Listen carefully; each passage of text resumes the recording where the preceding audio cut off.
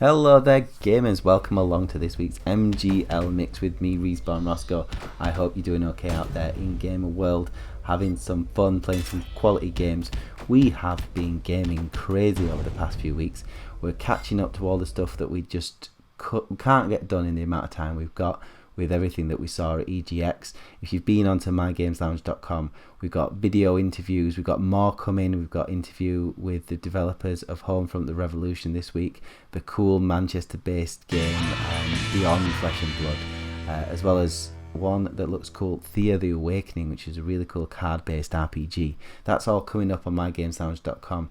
But right now I'm going to burst into this week's Indies update as part of the MGLMix family of videos today that goes with In the News, Gaming This Week, and of course Respawn Rants. But this is all about the indie games of the week.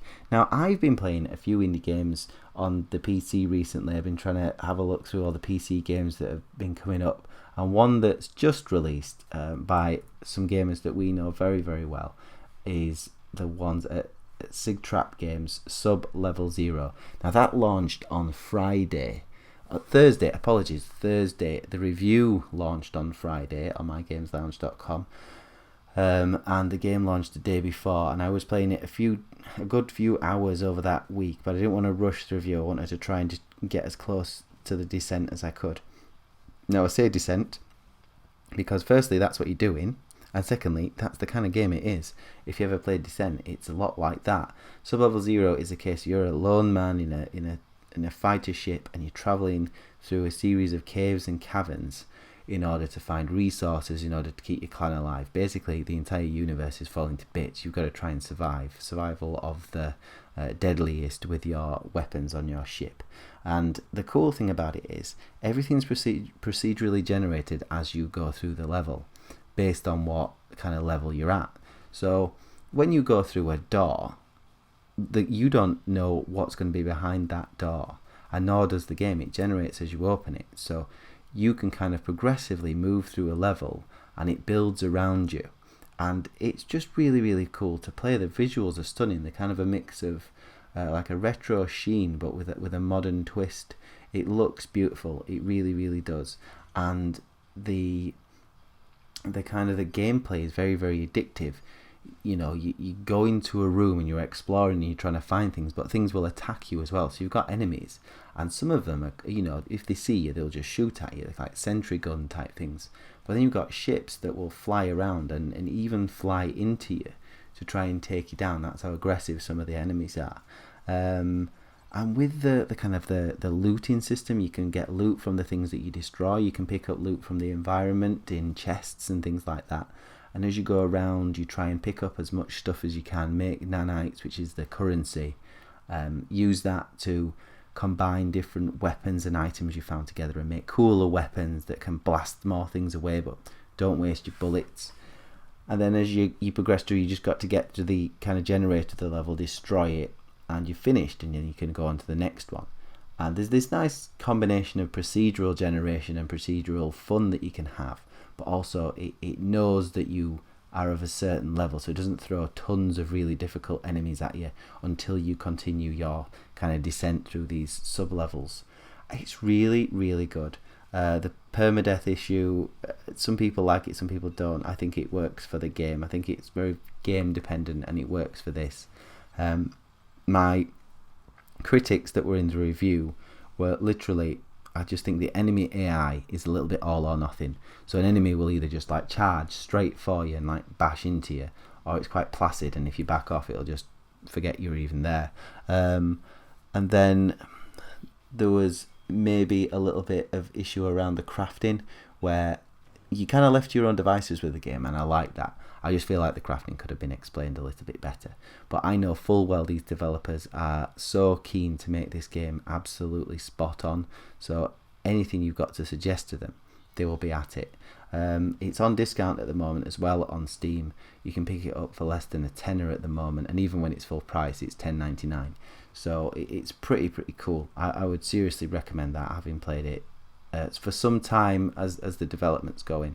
But no, after playing the full release game, excellent, so much fun, doesn't cost you very much, Good game. Enjoy it. Another indie game that I would recommend people get is Train Valley. Now, this is a very strange swap over.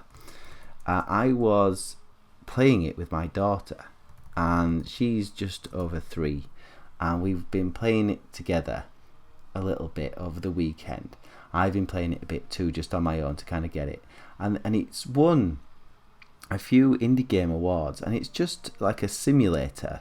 It's a bit like, it's a bit like a small toy train version of like the train simulators that you can get. I think that Focus do, and it's really addictive. It's really nice. You can build things in a sandbox, so you can just drop yourself into a world and set up your own network of trains, or you can play like little missions where you've got to do certain things and you've got certain sub-objectives as well to get through.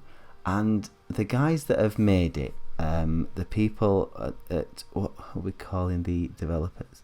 We've got Flasm, I think is the publisher of this one, and it's really, really nice game. But don't take my word for it. This is what my daughter had to say after she'd played it. What do you think of the train game? It was fun.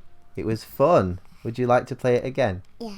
You see, you only get that kind of thing on the MGLMix, don't you? But no, it's won a few awards. It's won Best Family Friendly Game, and it's won Best Indie Game, and it's also won a Showcase Award back in 2013. So it's really cool. It's getting some very positive feedback on Steam as well. I'm going to continue to play this and get a full review out on mygameslounge.com. It's got a 92% positive rating on Steam, which is pretty cool, and it's only £7 as well if you're in the UK, so it's pretty cheap. But I've been playing that, and I think it's really, really good, and it's quite enjoyable. If you want something to be a bit calming, it's good. Now, a few cool things that were on Screenshot Saturday this week, because there was some really, really interesting games. Now, this was a cool screenshot. Doco Rocco is the name of this game. The Kickstarter is launched in a week from now. I just thought this was a really, really nice artwork screenshot that someone shared on Screenshot Saturday this week.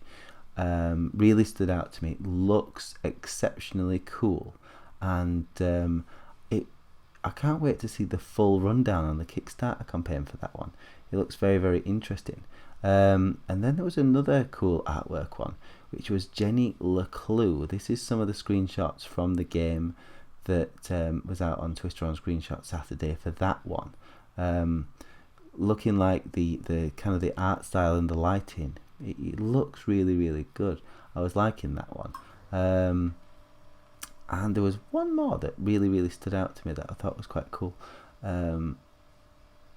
Red Cobra. This was it. Red Cobra. This was just like a little bit of a screenshot. Looked like a cool platforming type game. I quite like the look of that one. It's kind of my thing. I like those kind of ones. So that was Red Cobra on Screenshot Saturday. Obviously, I've snipped in the little shot from Twitter there for you guys, so you can enjoy that one. But if you're on Screenshot Saturday, watch out for My Games Lounge retweeting you, because we will retweet you if we see something cool, and I will be popping it in here. And that goes for Indie Dev Hour as well. If you're on Indie Dev Hour, just keep an eye on us. We will be around, and we'll be sending stuff out, and we'll be grabbing stuff off you, and we will feature it on the Indie Update. There was also quite a good expo this past week. There was a player expo at Manchester, which had quite a lot of cool indie games there.